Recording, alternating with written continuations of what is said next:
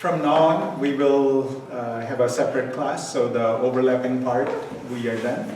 So from Monday onwards, we'll have a regular lecture over here, separate lecture over there. So anyway, so what I wanted to do is basically progress from, let's say, classical vision to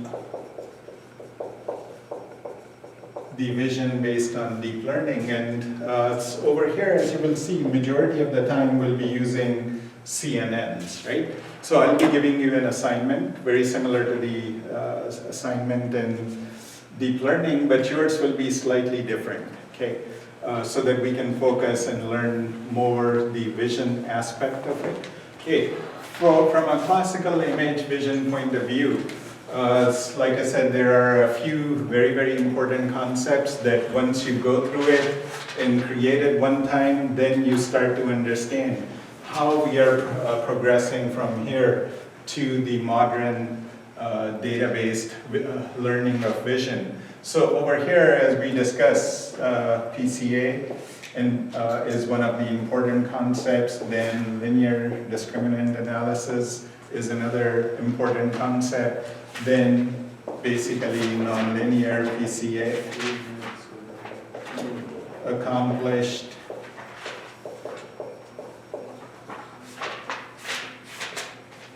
via autoencoders is an important concept. And then basically, like I said, CNN-based vision. And we'll spend more time on it as we go along. Okay. So one of the assignments that you guys are working on is the PCA. So I did get a reply from one student, but the accuracy was not high. Okay. For the AT&T data set that I've given to you, I'll quickly show you what it looks like. And if you program the PCA properly, you should get around 90% accuracy. Okay, so what I'll do is, I'll also create a handout. Sorry, I got delayed in a lot of other things and didn't get time. So I have all the code, but rather than giving you all the code, I want to give you subsets of it so that you actually learn and not simply just copy and paste the whole code. Okay. Okay. So let me show you what that code looks like, and then today I'll explain the LDA part. So you will apply the LDA to see, do you improve this accuracy as an example? Then your next assignment will be using autoencoders, which we briefly talked about in one of the lectures. So then you will further see, what if we use autoencoders? Does it improve the accuracy further? And finally, then as I show you how using CNN, it can learn the features, and you'll see it does a human level recognition. So then you'll say, wow, this is pretty neat. Okay, but anyway, let's go through the first step, which was the PCA. So I'm connected, yeah.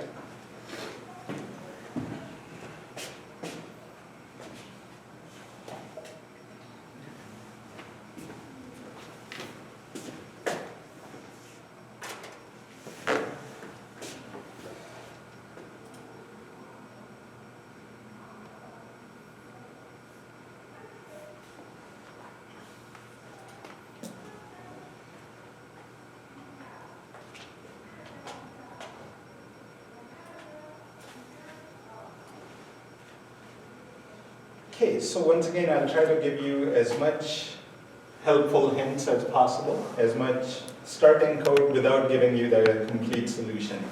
Okay, so basically, the way I did it is all the PCA related code, which basically means, create, remember the steps were like this. First, convert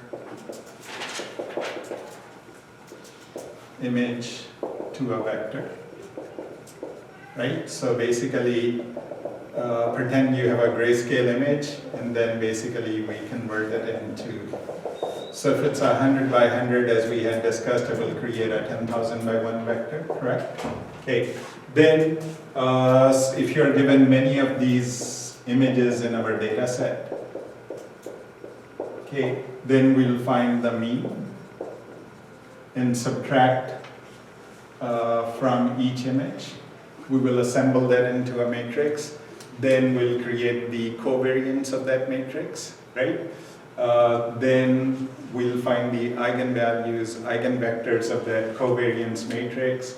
Then we'll sort the eigenvalues by magnitude, pick the highest eigenvalues and correspondingly the eigenvectors, then create the basis vectors, project all the original data on the basis vectors, and then do a comparison in this reduced dimensionality to see which input face it is, right? Okay, so let me quickly run the program. So this is what you are aiming for.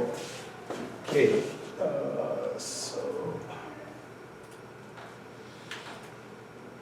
so once you create it,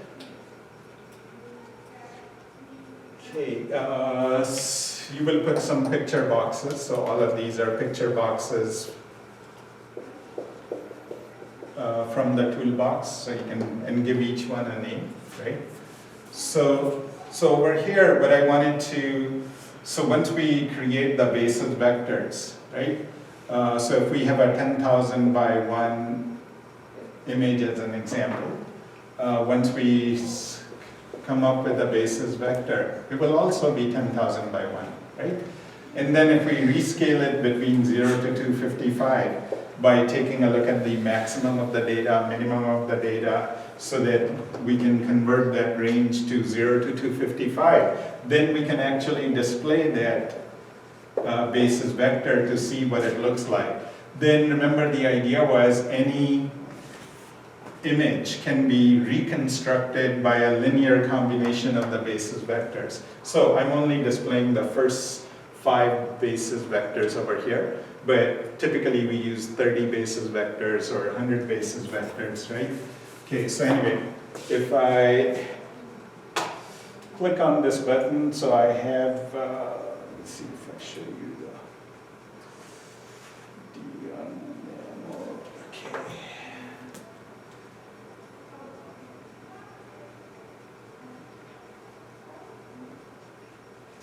okay. Where did the data set go? Let me find out which folder it was.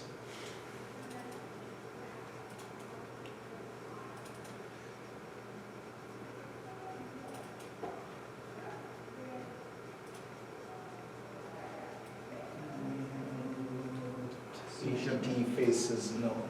Okay. So C#213. Sure. ATT basis zero.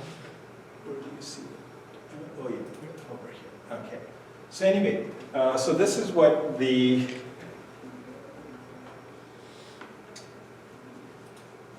so this is what the images look like for different faces in the AT&T face data set. Okay, we have total 400 pictures and 10 images of each person. So what we can do is we can use half of it, meaning 5 per person, as our training data, meaning to build the PCA.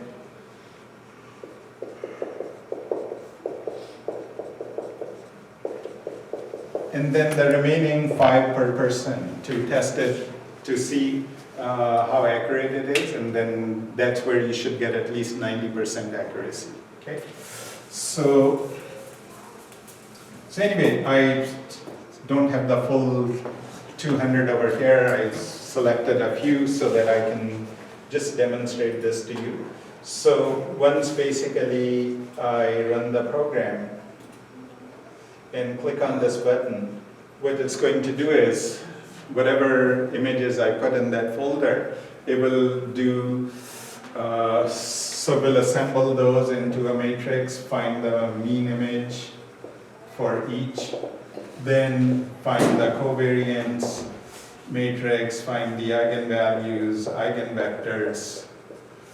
Okay, then sort them, pick the top, and anyway, create the bases. So all that algorithm that we have talked about, right? So once we have created the basis vectors, you will see these numbers vary, some are very large, some are very small, but we can't really visualize them. To visualize this, each basis vector has to be converted to 0 to 255 range, so which is easy. You take a look at the maximum, take a look at the minimum, maximum minus minimum divided by the minimum multiplied by, so whatever the formula we can come up with to scale it between 0 to 255, then we can display it, right? So I don't have, like I said, the full 200, so based on whatever 30, 40 images that I put in, I showed you in that folder, this is what the basis vector looks like. Okay, so as you can see, there are still faces, like ghost-like faces.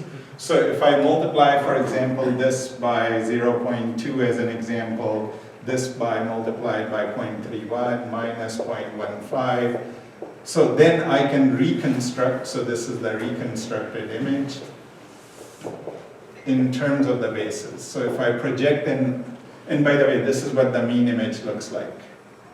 You can see again, ghost-like image. Okay. So after these bases have been created, then any input image can be projected onto these bases. So let me show you how the reconstruction will look like. So if I go to this, pick one of these images. So let's say I pick this person. Okay.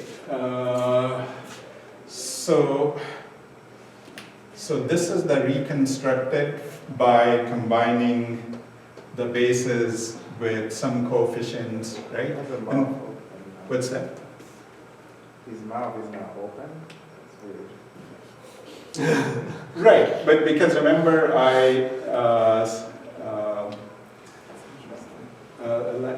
like I said, based on the limited data, so if I pick a person, for example, which does not have glasses, so just to show you, let's say I pick this one.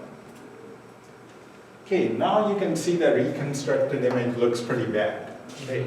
But still it does a pretty good job of recognition. This is the best match, the next best match, the next best match, right? So it is still doing a proper recognition, and the reason it didn't do a good job at the reconstruction is because my data set is so small, right? But if you do it on all 200, you'll see every reconstructed image will look very similar to the one that we fed in. Okay. Okay, so, and like I said, the hard part from coding point of view is really computing the eigenvalues and eigenvectors. Okay, rest is, sorting, everything, those are straightforward operations. So this is where we'll use that matrix library. So let me quickly show you as an example, just a tiny bit of the code, and I'll put this in proper format.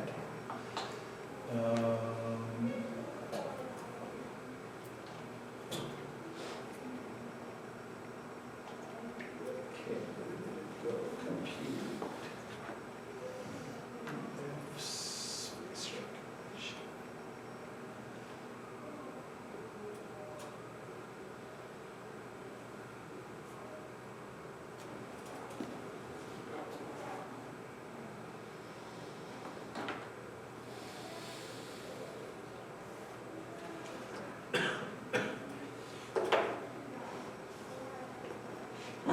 Okay, so for example, let's take a look at this part. Compute eigenfaces, right? Which is basically doing the computation of the basis vectors, okay? So I'll provide this code to you. If you take a look at the main part of the code, but you'll be writing these functions over here, okay? So adjust all images, can you guess what this is doing? Subtracting Image the. registration? No, there's no registration involved over here.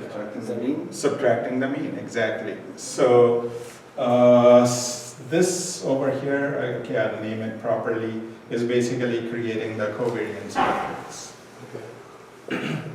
But at this point, we've already vectorized the images correctly. The data set that you are given is already registered, so there's no registration needed. Was that the question? Or What? In terms of taking 100 by 100 and making it into that, single vector. that you will do yourself. Okay, so that's done, and then we adjust all. Yeah, so assume before this, you've already read all the images, converted them to vectors. Okay. Then you call this and it will compute the mean of all the vectors and subtract. Right? Then covariance matrix, so you'll write that function. Compute eigens is basically computing the eigenvalues and eigenvectors. Okay, and if I right click over here and go to definition. Okay, so let's say I right click on compute eigens, go to definition. Okay, so let me quickly show you how easy it is to compute the eigenvalues and eigenvectors. Okay, so this is my matrix. Okay, so this function, get eigenvalue decomposition, is not written by us, this is coming from the library. Okay, so then it returns some kind of a interface eigen, and if from this eigen, if I say eigenvector matrix, real eigenvalues, so these are my eigenvectors, these are my eigenvalues. So 3 lines of code will give you eigenvalues and eigenvectors. Okay, then rest is basically assembling them and creating the bases and so on. Okay, so I'll provide helpful hints to you that this is what you need to do in this step, but the details, like I said, you can put it yourself. The only other thing is, like, because we wanted to do a recognition, right? So for example, let's say somebody, and by the way, this in AT&T data set, the image is not 100 by 100, it's 98 by 112. Okay, so whatever, once you convert it to a vector, it will be 98 times 112. Okay, anyway, so what we want to do is we want to store each one of these as an object in our code, right? So not just a matrix, meaning 98 by 112 by 1. So we also want some kind of identification, okay? So that later on, once we do actually a comparison and we find out it matches to this particular image, we can say, oh, this is this person, right? So I created a class to encapsulate the data with the identification. And, okay, let me try to remember, what did I call it? I think I called it my image or something.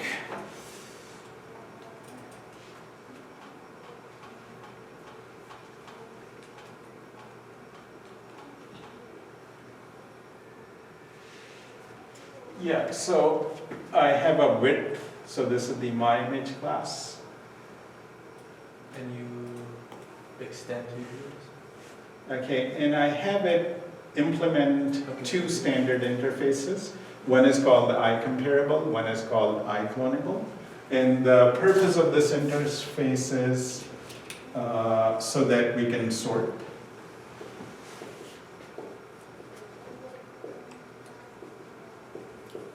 Okay, and iClonable so that we can copy it properly, like a deep copy.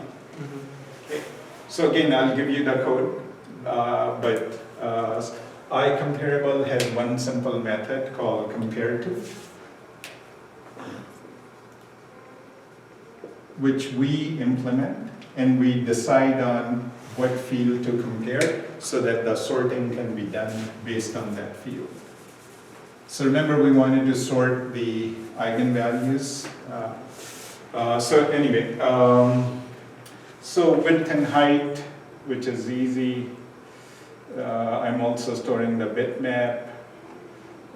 What's the name of the file? Okay, see if you take a look at the data set. Let me go back over here. You'll see the file names go like this, s4_3.jpg. So the name of the person, this particular person is S4, right? If there's another picture of the same person, it will be S44 or S45 or S47.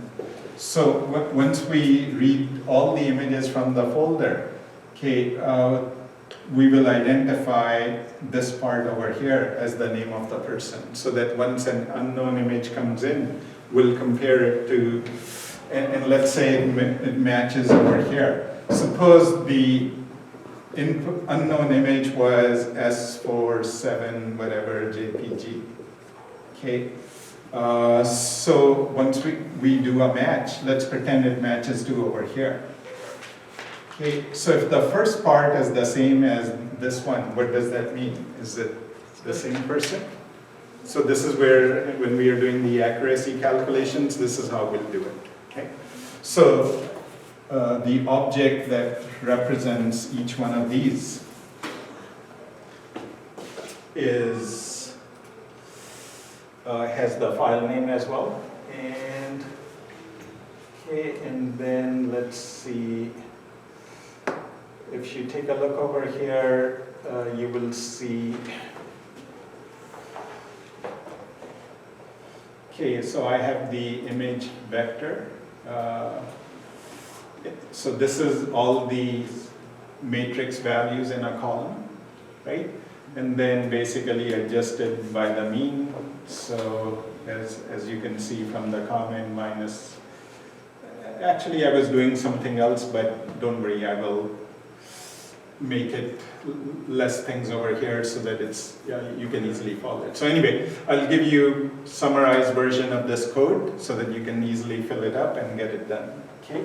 So this is important because the next part depends on this part so that we can compare it, right?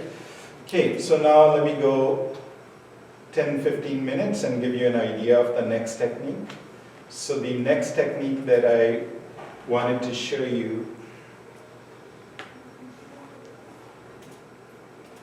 is called LDA.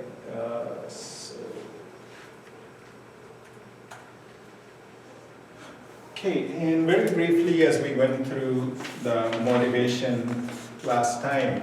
Okay, so the problem with PCA is that it tries to separate the data. Okay, so it separates the data, but does not focus on class separation, meaning the category separation. So as an example, let's say, as we discuss, if the data goes like this, okay, what the PCA will do is it will create the basis vector such that the highest eigenvalue,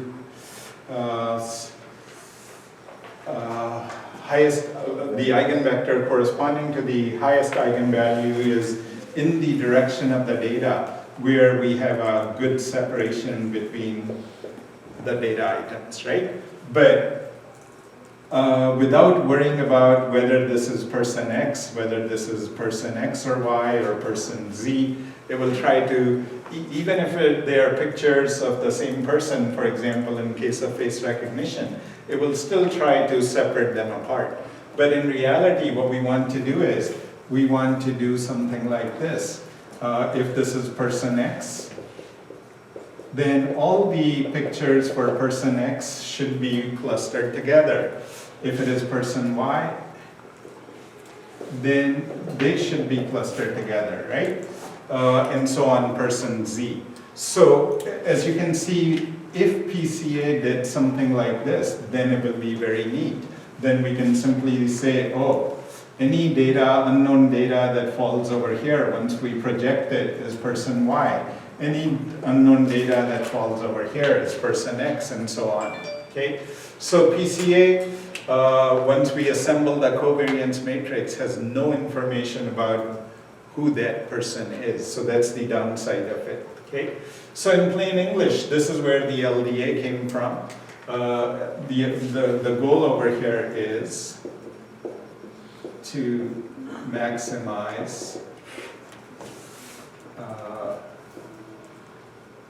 between class means. Okay, so again, pretend this is person X's data, this is person, meaning a lot of person X's over here. So if I take a look at the mean might be over here, the mean might be over here, right? So the goal of LDA would be to move these means away from each other as much as possible, right? But as I will show you in a minute, just moving the means is not going to be completely helpful. So let me, to save time, take you through a handout which I found was pretty good. It's on somebody else's, some other university's website. So I've already put a link to it. Okay, so if you go to our 585 website, okay, one of the links over here you will see is called the LDA tutorial. So LDA tutorial.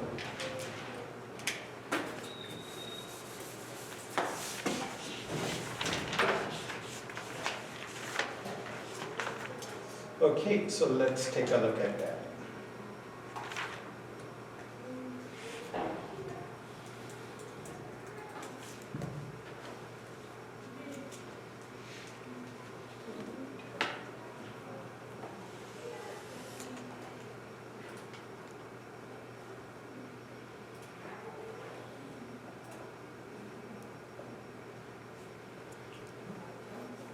Okay, so anyway, so it basically compares the PCA and LDA. And so the first part of the tutorial is straightforward, meaning it talks about a review of the PCA, how do we create the covariance matrix, the eigenvalues, eigenvector. So that's pretty easy, you guys already know. And let me just try to quickly summarize it. Okay, so let's take a look at a two-class problem, this one over here, right? So as you will see, very similar to an LDA, or very similar to a PCA. Okay, remember in PCA, what do? We create basis vectors in reduced dimensions, correct? So for example, if it was a 100 by 100 image, you can think of it as the dimensionality of this data is 10,000, right? Then using PCA, we can reduce it to, let's say, 30 dimensions. Okay, so then any unknown image, so if this is, let's say, IX, 100 by 100, okay, what we'll do is we'll project it onto the 30 dimensions so that this 10,000 data could be converted to 30 numbers. And then we will see which of the known data is close to those 30 numbers in terms of Euclidean or correlation, and then that will be our match, right? Okay, so LDA is very similar. Here also we will create a basis vector, then we'll project it. Okay, so let's take a look at this two-class problem. Okay, if let's pretend we projected it. So in this case, this is our two-dimensional data, right? Because every point has an x coordinate and a y coordinate. Everybody agrees? Okay. So in LDA, So in LDA, we project to C minus 1 dimensions. What is C? Number of classes.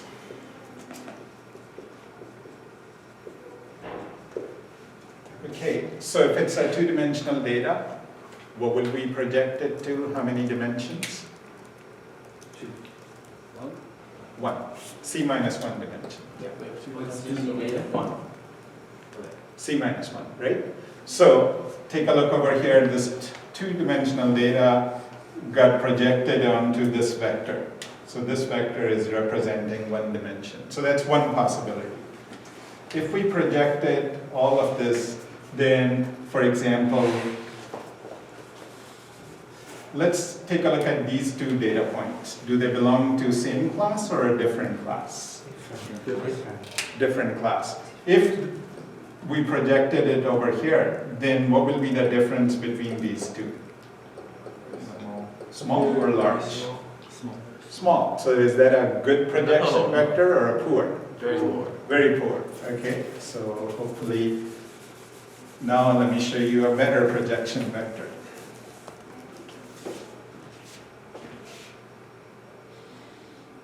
So the same data, exact same data. So this is same as this one. Same as this one, right? Now our projection vector happens to be over here. Is it separating the two classes nicely now? Yes, very nicely. Right? So if we can come up with a mathematical formulation such that given any class data, it will transform it, meaning it will give us the basis vectors, so that if we project our data onto those basis vectors, there will be maximum class separation, then our recognition should be better, right? So theoretically speaking, let's say we were doing face recognition, and you have a choice of PCA and you have a choice of LDA. And we haven't gone into the math of this yet, but let's pretend we know how to find the optimal projection vector so that, so which one should work better, theoretically speaking? LDA should work better, right? Then later on, can we use this concept in deep learning? So we'll come and discuss that part. And that's why, like I said, it's very important to have a nice intuitive understanding of what we are trying to accomplish, why are we trying to accomplish, how are we trying to accomplish, so that later on we can advance the state of the art. Okay, so because time is short, so I'll have you read it yourself. So LDA technique basically, okay. So as we discussed earlier, right? Let's take a look at the LDA goal. Now, with putting more detail into it. So one goal might be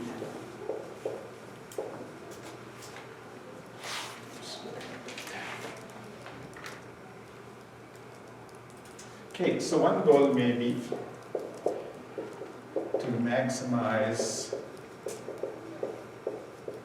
difference